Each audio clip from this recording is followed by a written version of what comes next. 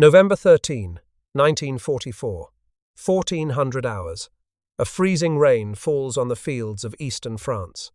Staff Sergeant Junior Spurrier is running across 1,500 yards of open ground toward a German-held village called Achain.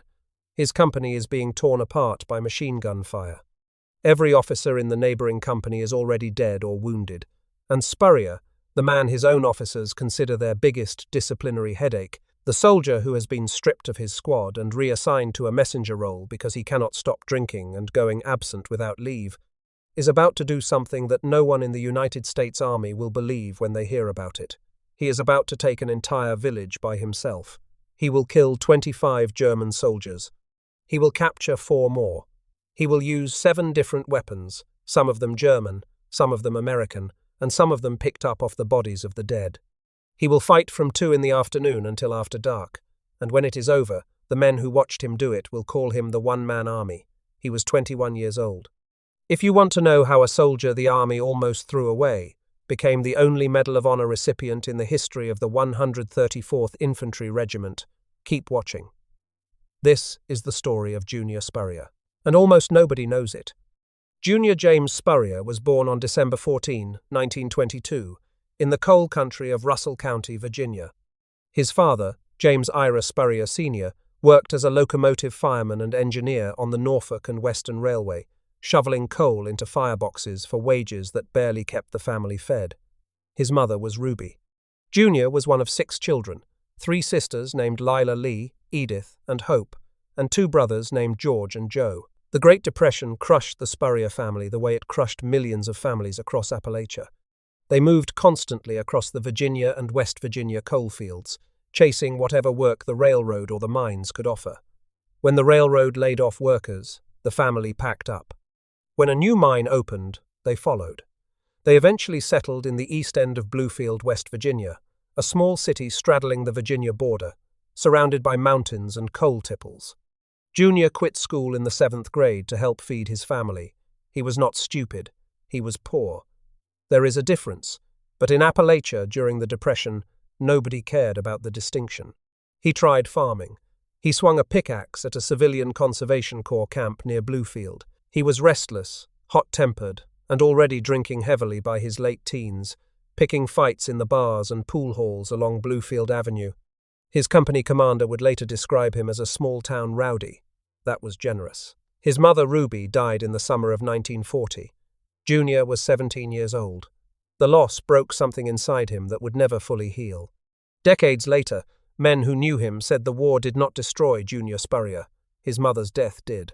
The war just gave him a direction for the destruction. Within weeks of Ruby's death, he walked to an army recruiting station in Norton, Virginia. He wanted to enlist.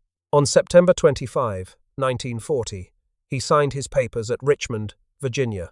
He was not yet 18. He reportedly wrote a false birth date on the enlistment form so he would not need his father's consent.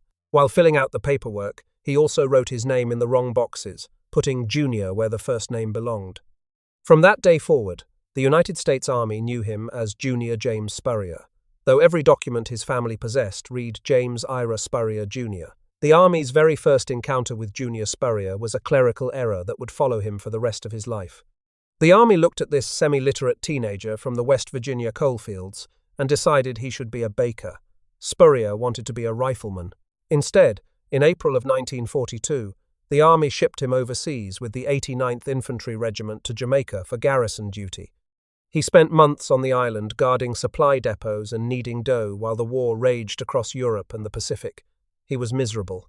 He hated garrison duty the way he hated everything that kept him from a fight. He eventually volunteered to retrain as an infantryman and saw combat in the South Pacific Campaign in New Guinea. The jungles of New Guinea were among the most brutal environments American soldiers encountered during the entire war. Disease killed more men than the Japanese did. Spurrier was wounded in late 1943 and evacuated back to the United States, first to Camp Carson, Colorado, then to San Francisco. When his old regiment was disbanded in early 1944, Spurrier demanded a return to combat. The Army retrained him once more and shipped him to England, then across the English Channel to France. On July 19, 1944, Private Junior Spurrier arrived in Normandy as a replacement soldier assigned to Company G, 2nd Battalion, 134th Infantry Regiment, 35th Infantry Division. The 35th was a National Guard outfit from Kansas, Missouri, and Nebraska. The 134th Infantry Regiment came from Nebraska, commanded by Colonel Butler Miltonberger. The division's commander was Major General Paul Bade. Their nickname was the Santa Fe Division, after the famous trail that ran through their home states. These men had landed at Omaha Beach in the first week of July, barely a month after D-Day. They had been thrown immediately into the hedgerow country north of St. Lo, the most grinding combat of the entire Normandy campaign. The hedgerows were ancient earthen walls, 6 feet high, topped with dense brush, dividing the French farmland into thousands of tiny enclosed fields. Each field was a natural fortress. A single German machine gun hidden in a hedgerow could pin down an entire platoon. Men fought all day to advance 50 yards. Casualties were staggering. Entire squads disappeared in minutes. The 35th Division bled its way through this nightmare for weeks before the breakout at Saint-Lô. After Normandy, the division raced east across France. They helped rescue the 30th Division's lost battalion at Mortain during the German counterattack in early August. They drove through Orléans and Sens. They crossed the Moselle River on September 13 and helped take the city of Nancy on September 15. By the time Spurrier arrived, the 35th had already suffered thousands of casualties and was desperate for replacements. Every warm body mattered. They did not know the new man from West Virginia, and they did not trust him. Replacement soldiers in the Second World War were thrown into units that had already bonded through weeks of shared combat. They arrived as strangers and had to prove themselves under fire or be ignored, or worse. 1 week after arriving, on July 26, Spurrier was promoted to Staff Sergeant. He had earned it fast, the way he did everything, with raw aggression and a complete disregard for his own safety. He was fearless in combat. He was also impossible to manage outside of it. He drank whenever he could find alcohol. He went absent without leave repeatedly, sometimes to scavenge for souvenirs he could sell on the black market, sometimes to wander the front lines alone, searching for Germans to kill on his own initiative. His company commander, First Lieutenant John Davis, considered him a liability, a soldier of fortune, a small-town rowdy who would probably have been court-martialed if rifle companies were not so desperately short of men. The 35th Division had taken staggering casualties since Normandy. Everybody mattered, even a body that came attached to a drinking problem and a refusal to follow orders. Eventually, Davis pulled Spurrier from his squad leader position and made him a company headquarters runner, a man who carried messages between command posts. It was a demotion in everything but rank. Spurrier kept his staff sergeant stripes, but he had lost the one thing that mattered to him, the trust of his officers and the command of soldiers. Most men would have accepted this and faded into the background of the war. Junior Spurrier was not most men. If you want to know what he did to earn it all back, and more, please like this video right now. Every like pushes this story to someone who has never heard the name Junior Spurrier. He was one of the most extraordinary soldiers of the Second World War, and almost nobody remembers him. Please subscribe and turn on notifications. Before the Battle of Achain, Spurrier had already proven what kind of fighter he was. On September 16, 1944, near the village of Lay-Saint-Christophe, south of Nancy, France, Company G was ordered to take a fortified hilltop. The company had just crossed the Moselle River 3 days earlier as part of the drive on Nancy. Now they faced a German position dug into high ground with clear fields of fire in every direction. German machine guns opened fire from entrenched positions on the right flank. The company was pinned down in the open. Men pressed their faces into the dirt as rounds cracked overhead. Officers screamed for covering fire. There was none. The machine guns had the Americans locked down, and every man who raised his head drew fire. When a supporting tank destroyer rumbled up from the rear, Spurrier did something that nobody asked him to do and nobody expected. He sprinted from his position, climbed onto the vehicle, an exposed, moving target, sitting on top of an armored hull, with no overhead protection whatsoever, and grabbed the 50 caliber machine gun mounted on its turret. The 50 caliber is one of the most devastating infantry support weapons ever designed. A single round from a 50 caliber machine gun weighs nearly 2 ounces and travels at almost 3,000 feet per second. Its rounds can punch through engine blocks, through brick walls, through sandbags, through anything a human body can hide behind. Standing fully exposed on the back of a tank destroyer while it advanced toward prepared German positions was an almost certain death sentence. Spurrier opened fire directly into the German emplacements. The heavy rounds tore through dirt, through timber, through anything in their path. Germans who were not killed dove into their dugouts for cover. Spurrier kept firing, walking the rounds across the hillside, methodically destroying each position. Then he jumped off the tank destroyer while it was still moving. He ran forward alone across the open ground with hand grenades, pulled the pin on the first one, and threw it into the nearest dugout. The explosion killed everyone inside. He climbed back onto the tank destroyer, rode it forward to the next German emplacement, and repeated the process. Dugout after dugout, grenade after grenade. By the time the hill was taken, Spurrier had personally killed more than 12 German soldiers and captured 22 prisoners. For this action, the Army awarded him the Distinguished Service Cross, the second highest military decoration for valor in the United States military. The citation described a man who showed complete disregard for his own safety while under heavy machine gun, mortar, and artillery fire. 5 days later, on September 21, Spurrier was wounded in combat and earned his first Purple Heart. He was patched up and returned to the line. He refused evacuation. He wanted to keep fighting. That was always the pattern with Spurrier. He was impossible to manage in garrison, impossible to discipline behind the lines, but put him in contact with the enemy, and he became the most effective soldier in the regiment. 2 months later, that same man, the same reckless, uncontrollable, fearless soldier who had stormed a hilltop on a tank destroyer, would do something far more extraordinary in a small village that most Americans have never heard of. By early November of 1944, General George Patton's Third Army was grinding east through the Lorraine region of northeastern France, pushing toward the German border and the fortifications of the Siegfried Line. The Lorraine Campaign was one of the most miserable stretches of the entire European war. It had been raining for weeks. Continuous cold rain, sleet, and occasional snow had turned the rolling farmland into a landscape of mud and standing water. The region experienced some of its worst flooding in decades. Roads disintegrated. Tanks bogged down to their hulls. Supply trucks could not move off the main highways. Infantry slogged forward on foot through muck that reached their knees. Food and ammunition had to be carried forward by hand because vehicles could not reach the front lines. Temperatures hovered just above freezing during the day and dropped below it at night. Trench foot was epidemic across the entire Third Army. The Army's own medical history recorded that between October and late November, over 11,000 trench foot casualties were admitted to hospitals from the Western Front. For every 100 battle casualties evacuated from the Third Army that November, 60 additional soldiers were evacuated for cold injuries alone. Men's feet swelled inside their boots, turned purple, then black. Some lost toes, some lost entire feet. Medics had no cure. The only treatment was to keep feet dry, and in the bottomless mud of Lorraine, keeping anything dry was impossible. Soldiers wrapped their feet in strips of blanket and stuffed them back into soaking boots. They kept marching. They kept fighting. The medical system was overwhelmed, the supply system was strained to breaking, and morale was falling. It was the kind of campaign that breaks armies not through enemy action but through sheer physical misery. Napoleon himself had called mud the fifth element of war, and the Lorraine in November of 1944 proved him right. The 35th Infantry Division had been attacking continuously since November 8 as part of the 12th Corps under Major General Manton Eddy.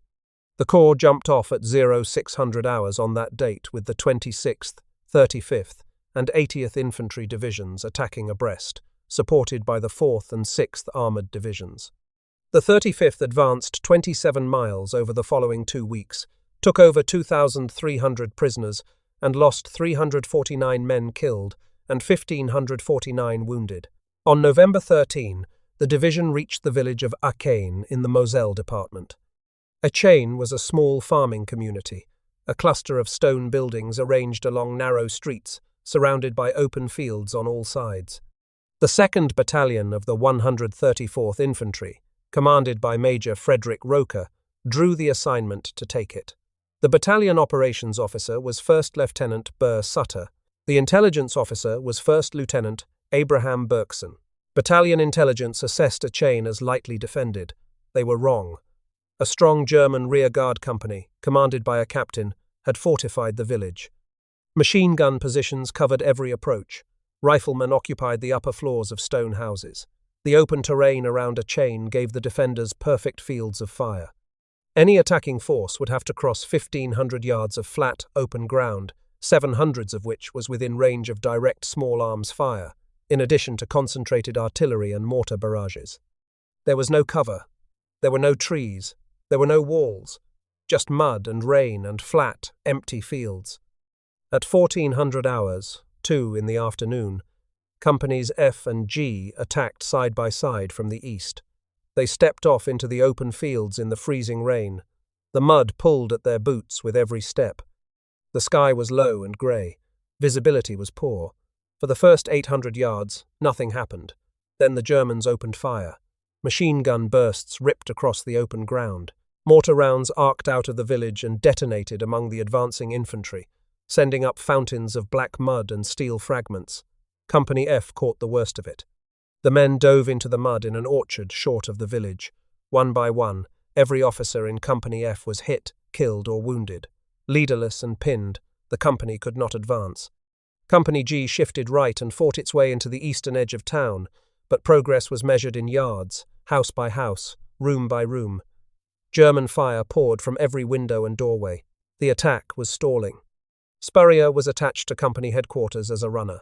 His job was to carry messages between command posts, not to lead assaults. Nobody ordered him forward.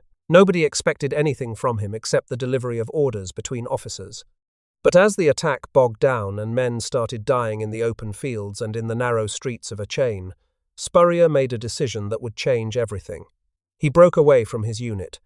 He slung his Browning automatic rifle over his shoulder, checked his M1 rifle, filled his pockets with ammunition, and moved south around the village alone.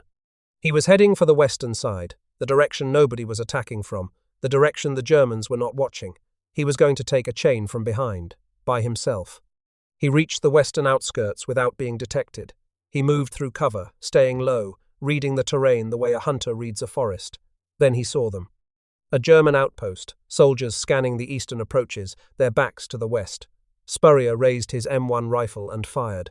2 Germans dropped. The survivors scattered into the village. Spurrier followed them. He advanced alone down a narrow village street, his boots splashing through puddles of rainwater and mud. 3 German soldiers appeared ahead of him, emerging from a doorway. Spurrier fired 3 times. All 3 dropped before they could raise their weapons. He stepped over their bodies and kept moving. He could hear the sounds of Company G fighting on the eastern edge. Explosions, automatic weapons fire, screaming. But here, on the western side, there was only him. He switched to his Browning automatic rifle. The BAR weighed 20 pounds, fully loaded with a 20-round magazine. It fired 30 caliber ammunition at a rate of up to 500 rounds per minute. In the hands of a trained operator, which Spurrier was, it could dominate a street fight. He cleared one building, then another. He killed several more Germans and captured 6, sending them stumbling back toward the battalion command post with their hands raised. He climbed to the 2nd floor of a stone building that would later become Company E's command post. From a window, he poured BAR fire into German positions across the street. Concrete chips flew from the walls around him as return fire cracked past his head. When his BAR jammed, he swapped it for a rifle from a Company E soldier, cleared the jam on his own weapon, and continued firing. He was alone in a 2-story building, fighting an entire garrison. Then a German sniper fired at him from a building further down the street. The round missed Spurrier by inches, slamming into the wall beside him. He scanned the windows. He spotted the muzzle flash. He looked around the room and saw something leaning against the wall. A German Panzerfaust. The Panzerfaust was a single-shot, disposable anti-tank rocket launcher. It was designed to destroy tanks, not to be used against individual soldiers in buildings. Spurrier did not care. He picked it up, aimed it at the sniper's window, and fired. The shaped charge warhead punched through the wall and detonated inside the room. The sniper was killed instantly. Spurrier found 2 more Panzerfausts lying in the street, discarded by retreating Germans. He fired both of them into the same building. Then he picked up an American bazooka, loaded 3 rockets, and fired all three into the structure. The building erupted in flames. Smoke poured from every opening. The fire spread through the interior, consuming furniture, ammunition, and equipment. Moments later, the front door burst open. A German captain stumbled out, coughing, his hands raised over his head. Behind him came a lieutenant. Behind the lieutenant came 14 enlisted German soldiers, all of them choking on smoke, all of them surrendering. The captain was the garrison commander of Achain. The man who had organized the defense of the village, who had positioned the machine guns and directed the mortar fire that had torn Company F apart, was now a prisoner of a single American staff sergeant. Spurrier marched all 16 prisoners to the battalion command post and turned them over to First Lieutenant Berkson, the intelligence officer. Berkson stared at the line of prisoners. 16 men, 1 captor. Spurrier said nothing. He turned around and walked back into the village. He was not finished. He moved to another building where American riflemen warned him Germans were inside. He advanced to the door, kicked it open, and killed both occupants. He moved to the next house. 4 Germans fired at him from the windows. Spurrier reached for his ammunition. He had none left. Not a single round of American ammunition remained on his body. He had fired everything he carried through 7 hours of continuous combat. He looked down at the muddy street. A German percussion grenade lay in the gutter, dropped by a dead soldier. Spurrier picked it up, pulled the friction igniter, and hurled it through the window. The blast killed 3 of the 4 Germans inside. The 4th staggered out and surrendered. The sun was going down. The temperature was dropping. The rain had not stopped. Company G had fought its way into roughly 2/3 of the village from the east. Spurrier had single-handedly cleared the western half. When Major Roker, the battalion commander, reached the edge of town and heard about the fighting on the west side, someone told him it was all one man.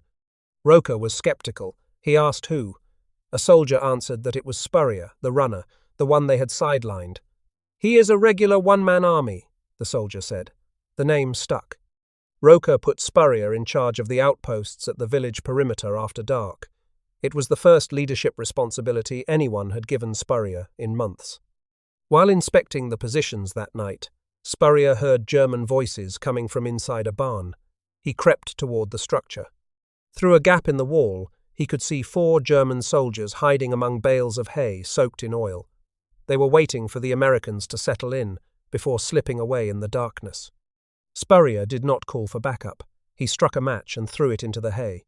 The oil-soaked bales caught fire instantly. Flames leaped across the interior of the barn.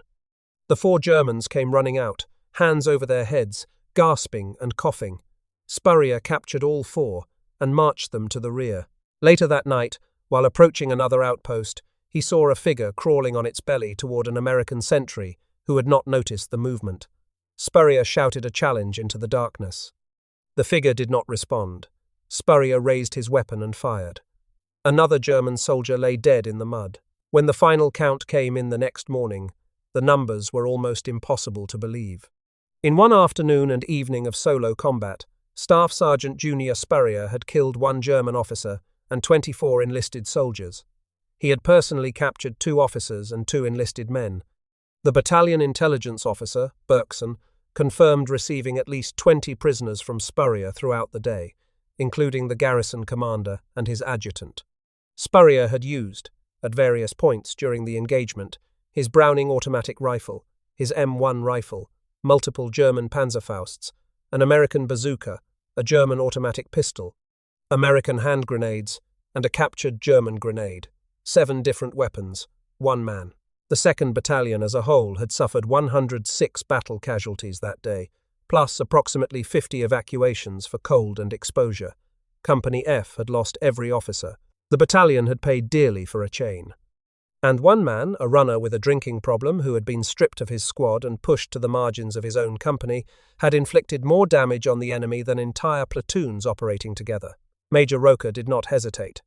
He prepared a recommendation not for the Distinguished Service Cross, which Spurrier had already earned, but for the Medal of Honor, the highest military decoration in the United States. The recommendation traveled up the chain of command, through regiment, through the 35th Infantry Division under Major General Bard, through the 12th Corps under Major General Eddy, through the 3rd Army under General Patton. At every level, The officers who reviewed the evidence approved it without reservation. The witness statements from Sutter, Berkson, and Davis corroborated one another in every detail. The prisoner count matched, the body count matched, the captured German officers confirmed it. There was no question. On March 6, 1945, at the forward headquarters of the 9th Army in Gelsenkirchen, Germany, Lieutenant General William Simpson draped the Medal of Honor around the neck of Staff Sergeant Junior Spurrier. The 35th Division had moved into the 9th Army's sector after fighting at the Battle of the Bulge, which is why Simpson presented the medal instead of Patton. Spurrier was the only soldier in the entire 134th Infantry Regiment to receive the Medal of Honor during the Second World War. He was the only Medal of Honor recipient in the 35th Infantry Division. The Army sent him on a press tour from Germany to Paris. War correspondents photographed him at Fontainebleau in late March. They called him the one-man army. Junior Spurrier was 22 years old, and he was the most decorated enlisted man in the 35th Division's history. Spurrier continued fighting through the winter and spring. He was wounded again on December 9, 1944, earning his second Purple Heart during the regiment's drive toward Sarreguemines. The 35th Division was pulled to Metz for rest in mid-December, then rushed to Arlon, Belgium, on Christmas Day to help relieve the besieged garrison at Bastogne during the Battle of the Bulge. Spurrier fought through all of it. In April of 1945, he was transferred to Company K of the 134th and eventually pulled out of the front lines for his own safety, now that the Medal of Honor had been approved and the Army did not want to lose their newest hero. On June 21, 1945, Staff Sergeant Junior Spurrier was honorably discharged at Fort Meade, Maryland. 2 weeks later, on July 4, 1945, the city of Bluefield, West Virginia, held a parade in his honor. An estimated 30,000 people lined the streets, cheering the boy from the East End who had come home a hero. He met President Harry Truman the following year and presented him with a Santa Fe Division pin. Truman, himself a former artillery captain who had commanded Battery D of the 129th Field Artillery in the 35th Division during the First World War, accepted it with genuine respect. The troublemaker, the 7th grade dropout, the drinker, the soldier nobody could control, was now the most famous man in southern West Virginia. Then the war ended. The parade stopped. The cameras went away. And the hero had nowhere to go. Spurrier opened an auto repair shop in Bluefield. It failed. He did not know engines. He briefly tried professional baseball, pitching for the Galax Leafs of the Class D Blue Ridge League in Virginia, according to his biographer. That did not last either. In July of 1947, he re-enlisted in the Army, served at Fort Meade and Fort Knox, and was honorably discharged again in June of 1948. Civilian life kept swallowing him. He drank, he fought, he drifted between states, between jobs, between versions of himself that could never match the man he had been at Achain. In October of 1950, he re-enlisted a third time, entering as a master sergeant assigned to a military police battalion at Fort Bragg, North Carolina. Within weeks, his world collapsed. He stole a pistol. He stole an automobile. He impersonated an agent of the Criminal Investigation Division. He was arrested and confined to the Fort Bragg stockade. From behind bars, on December 17, 1950, he wrote a desperate letter to President Truman requesting a personal meeting. Truman's secretary politely declined. On January 15, 1951, a general court-martial convened at Fort Bragg. Junior Spurrier, Medal of Honor recipient, Distinguished Service Cross recipient, the one-man army, was convicted on all charges. The sentence was brutal. Reduction in rank from master sergeant to private, 2 years of confinement, a bad conduct discharge. The man who wore the nation's highest medal for valor was now a convicted felon holding the lowest rank in the United States Army. In March of that year, the unexecuted portion of his sentence, the confinement and the bad conduct discharge, was suspended. He was placed on orders to Korea. He went absent without leave from Fort Lawton, Washington, before he could be shipped out. He was eventually returned to military control at Fort Knox and discharged in November of 1951 under general conditions. He was 28 years old. He had nothing. What followed was nearly 2 decades of destruction, 3 jail sentences in Tennessee, Maryland, and Missouri, arrests for theft, weapons charges, and assorted other offenses. The trajectory was always the same. He would find work, hold it for a few weeks or months, start drinking, lose the job, get into trouble, and end up behind bars. The pattern repeated itself across state lines and across years. He was committed to Spring Grove State Hospital in Maryland at one point, the state's psychiatric facility. He drifted from Baltimore to Memphis to Knoxville, leaving a trail of arrest warrants and broken promises behind him. He once pawned his own Medal of Honor in Huntington, West Virginia, to pay a bar tab. Think about that for a moment.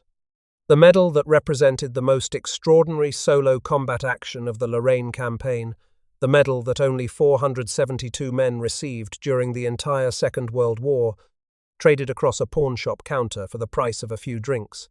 Herschel Williams, a fellow West Virginia Medal of Honor recipient who had earned his medal on Iwo Jima, later confirmed the story. Williams knew Spurrier personally and watched helplessly as the man destroyed himself one arrest at a time. Nobody could help Junior Spurrier because nobody understood what was wrong with him. Today we would call it post-traumatic stress disorder. In the 1950s and 60s, it had no name. The army that gave him the Medal of Honor offered him no counseling, no therapy, no follow-up of any kind.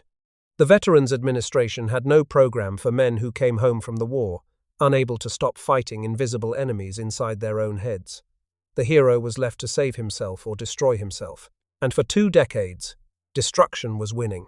In 1969, after his third and final prison sentence, West Virginia Governor Arch Moore issued a probationary pardon on Christmas Eve. Moore later granted a full executive discharge of the remaining sentence in June of 1971.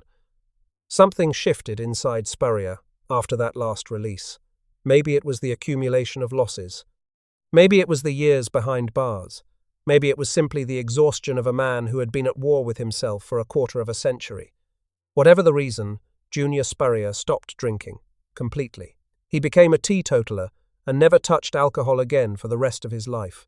He reconciled with his estranged wife. Together they opened a small television and radio repair shop in Baltimore, a modest storefront where Spurrier sat at a workbench, soldering circuit boards and replacing vacuum tubes. The man who had used 7 different weapons to clear a German-held village was now using a screwdriver and a soldering iron to fix broken television sets. It was a quiet life.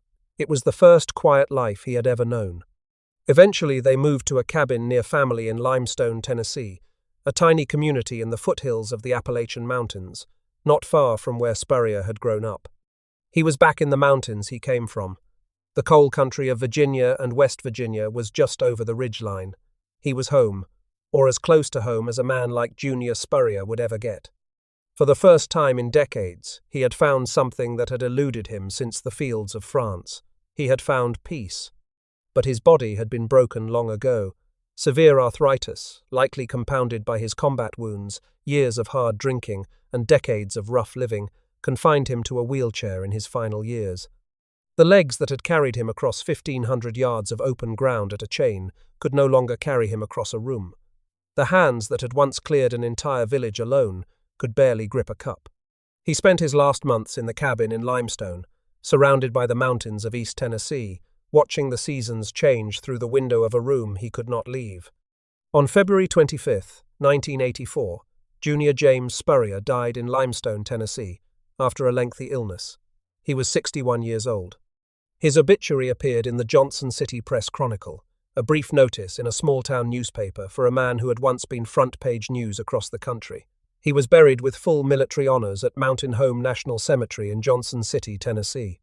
His headstone, a simple white marker in a row of identical white markers, lists the Medal of Honor, the Distinguished Service Cross, a Bronze Star, and 2 Purple Hearts. Few people attended the funeral. The parades were 40 years in the past. The cameras were gone. The one-man army died in the kind of silence he had never known during the war. After his death, his medals disappeared. For more than 60 years, the Medal of Honor was missing. Nobody in the Spurrier family knew where it was. Some believed he had pawned it decades earlier, and it had been sold and resold until it vanished into some collector's drawer. Some believed it had been stolen during one of his many moves between states. The family searched. They asked questions. They found nothing. The medal was gone, and with it, the last physical proof that Junior Spurrier had done what the history books said he did. Then, in November of 2011, a small-town police chief in Granville, West Virginia, named Craig Corcoran, made an unexpected discovery. Corcoran was going through the belongings of his late father, sorting through boxes and an old safe. Inside the safe, he found a Medal of Honor. He had no idea whose it was or how his father had obtained it. Sergeant Matt Allen of the Granville Police Department took the medal and began researching it. He traced the engraving and identified the recipient as Junior James Spurrier, a staff sergeant from Bluefield, West Virginia, who had earned the Medal of Honor in France in 1944. Allen contacted the Those Who Served War Museum in Princeton, West Virginia. On December 2, 2011, at 2 in the afternoon, a ceremony was held at the museum in Princeton. More than 60 years after the medal had vanished, it was coming home.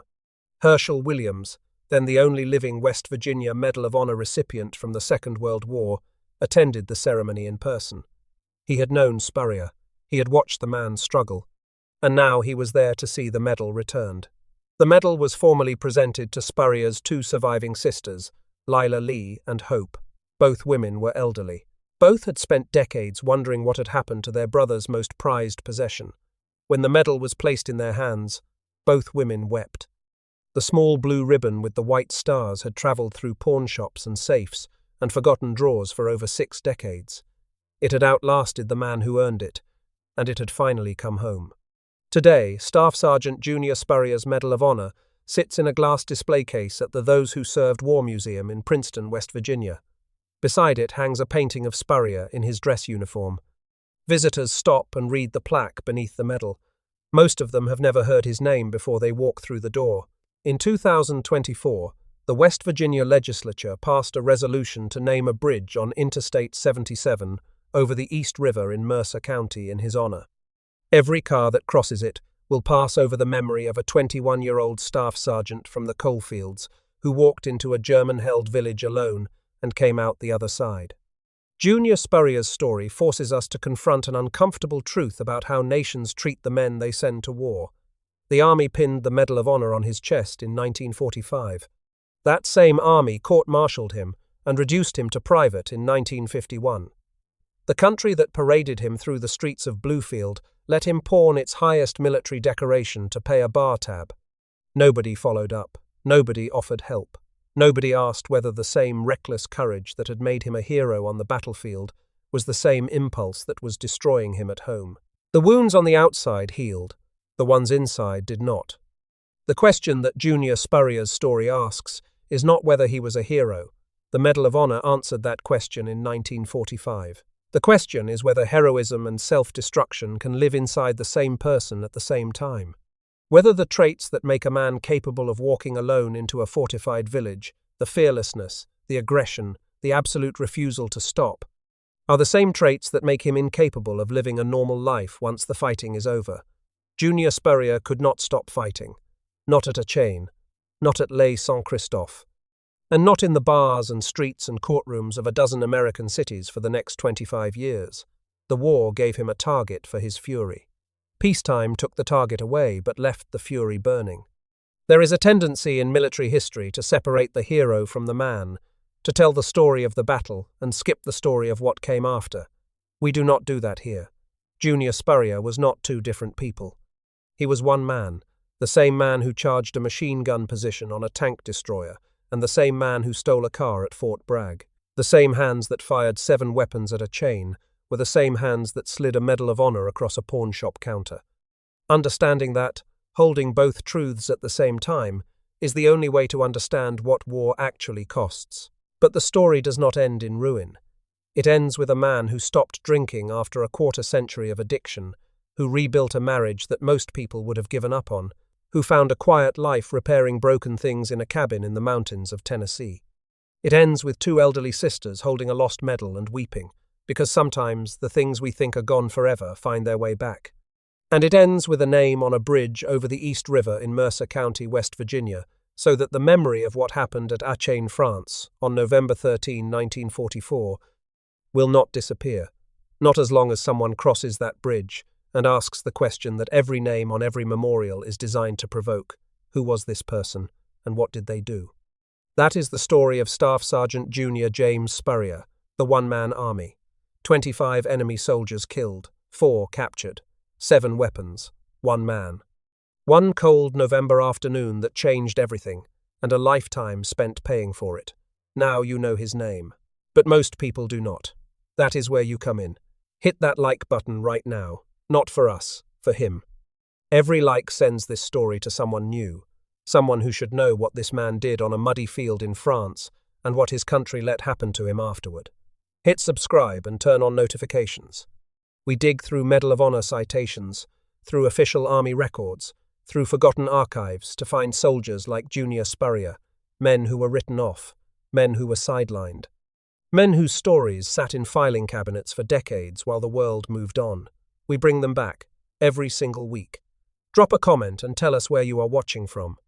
Tell us if someone in your family served. Tell us their name and their branch. This comment section is not just a comment section, it is a roll call, and every name matters. Thank you for watching. Thank you for staying until the end. And thank you for helping Staff Sergeant Junior Spurrier, the one-man army of Achain, France, finally get the recognition he earned on a cold, wet afternoon in 1944.